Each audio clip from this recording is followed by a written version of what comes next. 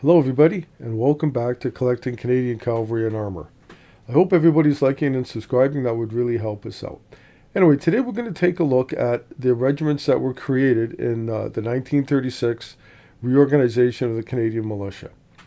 Don't forget, in the mid-30s, Canada was right in the midst of the Great Depression, and there wasn't a hell of a lot of money to go around. But there was also a need for Canada to modernize their military. War clouds were already starting to gather in Europe, and we knew that we were probably going to be involved in another great war in the European theater. So what Canada did was in 1936, they raised 6 tank regiments. Now, tanks were not new to Canada, as we've used them, we had guys training in tanks for the First World War, 1st, 2nd Canadian Tank Battalions, but in 1920, they disbanded them and went back to horse cavalry. As I said, 1936, they raised 6 tank regiments. They consisted of the Argyll Light Infantry out of Belleville, Ontario, the Ontario Regiment in Oshawa. There was the Three Rivers Regiment in Three Rivers, Quebec. We had the Calgary Regiment out of Calgary, Alberta.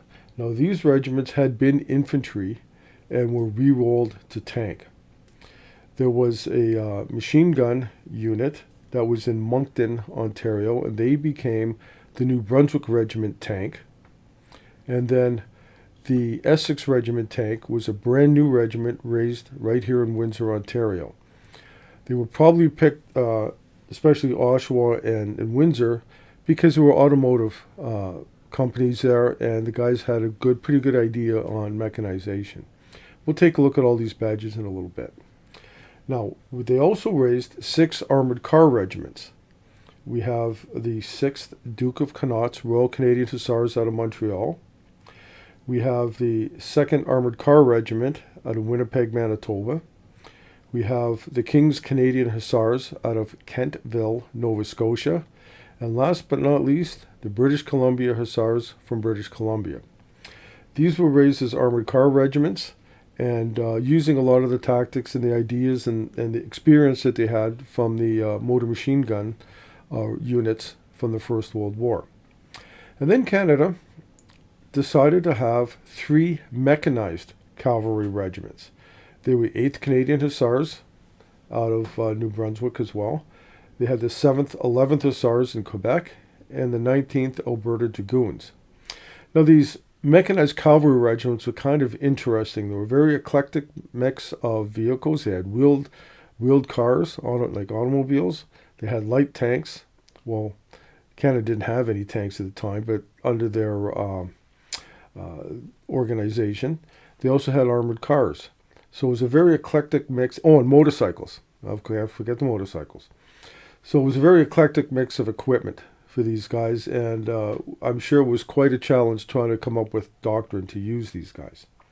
So what we're going to do is take a quick look at some of the badges for these different regiments, tell you some of the things to look for in real badges as opposed to the reproductions, and then we'll talk a little bit at the end about some of the future and what happened to some of these other units. So let's take a quick look at the badges. Okay, so let's take a look at the different badges, as you can see here. The first one we're going to take a look at is the Argyll Light Infantry tank. Now, the Argyll Light Infantry, before they became tank and had their new badges, they'd be missing the little word tank here. Now, one thing I want to draw your attention to on the back of the badge, you'll see that the tank is very, very crisp on the back on both of these examples. That's probably the best indicator of an original badge. All of the reproductions tend to be very blurry in the back. Now, we have one in brass, and they did use the ones that are white metal or chrome. You can find more information on all of these badges, actually, in Chris Brooker's wonderful series of books, Brooker's Badges of the Canadian Army from 1920 to Unification. So the Argyll Light Infantry. Very desirable badge. Unfortunately, they left the Armored Corps in 1939, so they never did get to. They're one of the originals, only around for a few years as a tank unit, and then they disappeared. Okay, the next in line here we have the Ontario Regiment out of Oshawa, Ontario. Now you see the cat on there, and apparently the story goes, and any of the Ontars that maybe watch this, feel free to correct me, but the first CEO, way back in the 1800s, loved cats. And so he decided to put his favorite cat on the hat badge, and it's remained there ever since. Good armored regiment, and currently in 2023, they have a fantastic museum that I'm, of course, insanely jealous about. Here we have the cat badge for the Three Rivers Regiment out of, Three Rivers, Quebec. They were a infantry regiment, as I had mentioned before, and they became a tank regiment in 1936. You see, it's a beautiful badge with the brass and the white metal overlay. They eventually came on to become the 12th Regiment Blind de Canada. Sorry about my horrible French accent. One of our three regular force armored regiments. Here we're taking a look at the Calgary Regiment tank. The Calgary Regiment, kind of unique. You'll see that there's a sun over top of the crown, and that caused quite a bit of controversy because nothing is supposed to be over top of the crown, as you can see in many of the other examples of the other Canadian cat badges. However, these fellas were the armored regiment that went ashore at Dieppe, and it didn't go well for them, as we know from our history. The regiment was rebuilt and participated in many other actions during World War II.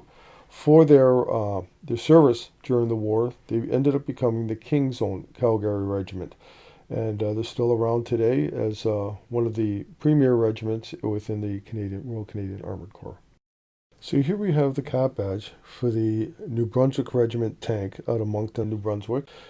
As I mentioned earlier, they were a machine gun regiment, and they became mechanized and became a tank regiment. And unfortunately, again, these guys didn't last long, and they were amalgamated and disbanded later on in the war.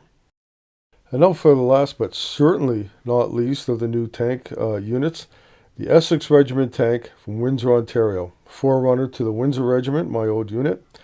A lot of distinctions here for the Essex Regiment tank. They were the first regiment of the whole Corps to wear the black beret. Interesting story behind that. Well, I'll probably cover it again when we deal with the Windsor Regiment Essex tank stuff. But as a new tank regiment, they didn't have any specific headdress. The order said use the one that you've already been using for all of these other regiments that became tank units, but we didn't have any because we weren't around before. So what this commanding officer did is sent the RSM down to one of the local department stores, and they bought all the black berets that they had, and the guys started wearing those, same as the British Royal Armoured Regiments, right? The Royal Armoured Corps. So that's how the Windsor Regiment, Essex Regiment tank guys became the first in the Corps to wear the black beret. Now let's take a look at the armoured car regiments. First, we have the Duke of Connaught's Royal Canadian Hussars, 6th Duke of Connaught's Royal Canadian Hussars. Really cool badge with the eagle and the arm and everything else and the cross swords. Very cool, out of Montreal. They would eventually amalgamate with the 17th Duke of York's Royal Canadian Hussars to become the Royal Canadian Hussars, still around today. So here we have the badge for the 2nd Armoured Car. Very unique with the wheel there, and you can see their historic background there with the old cross machine guns and crown over top of it, which of course we know it was the badge of the Canadian Machine Gun Corps. We have the winged wheel there. Very nice, very good regiment. Unfortunately, they didn't last either. But very nice badge and very collectible. Here we have the badge for the King's Canadian Hussars out of Kentville, Nova Scotia. Nova Scotia has a long history. Actually, all the Maritimes have a long history of cavalry. And the King's Canadian Hussars, good regiment. Like I said, became the Armored Car Regiment, but unfortunately, another one that we lost during the quick reorganization in 1939. Many regiments were switched over to artillery, and fortunately, we lost another good regiment. And last of the Armored Car Regiments, we have the British Columbia Hussars. They were formed in 1932. They were an older regiment. They became the British Columbia Hussars in 1932. 1936 became an armored car regiment, and in 1939 reorganized as a searchlight regiment in the Royal Canadian Artillery. So unfortunately, of the four armored car regiments invented in 1936, only have one regiment left, and that after an amalgamation. But it's a beautiful badge. You see the setting sun, so prominent out in British Columbia. Now let's take a look at one of the first mechanized cavalry regiments, the 8th Princess Louise New Brunswick Hussars. This badge that you're seeing here is actually the other ranks badge. It's a good regiment. They stuck around. They became a tank regiment during the war, and went on to become a regular force regiment in Canada for quite a while. They're out of Moncton, New Brunswick. Good regiment, lots of history there, and we're going to be taking another look at that regiment later on in a separate episode. But like I said, good regiment out of New Brunswick. So here we have the 7th, 11th Hussars out of Sherbrooke, Quebec. Obviously an amalgamation of the 7th Hussars and the 11th Hussars. Good regiment. They served during World War II in the Corps. And unfortunately, it's one that we didn't really lose them. They got amalgamated with the Sherbrooke Hussars. The Sherbrooke Regiment to form the Sherbrooke Hussars, which is still a member of the Royal Canadian Armoured Corps and another good regiment. And last in this series, we have the 19th Alberta Dragoons. We talked about those guys in an earlier episode. Wonderful regiment. Unfortunately, they went to the Supplementary Order of Battle in 1965, but live on through their Cadet Corps. Wonderful unit, lots of history, and unfortunately, another one that we lost. So everybody, I hope you enjoyed this talk. Most of the information that I used here came out of this wonderful book, The History of the Royal Canadian Armoured Corps, by Mike McNorgan and John Martinson. Mike McNorgan's he authors a lot of wonderful history books on the Corps, the different regiments. Anyway, if you haven't picked up a copy of this yet, I'd suggest it. Tons of wonderful information and photos and all this stuff. And like I said before, looking at period photos will let you know exactly how a uniform should be laid out. This is how the guys actually wore them. Dress regulations being one thing, practicality being quite another. So I hope you enjoyed it, and happy collecting.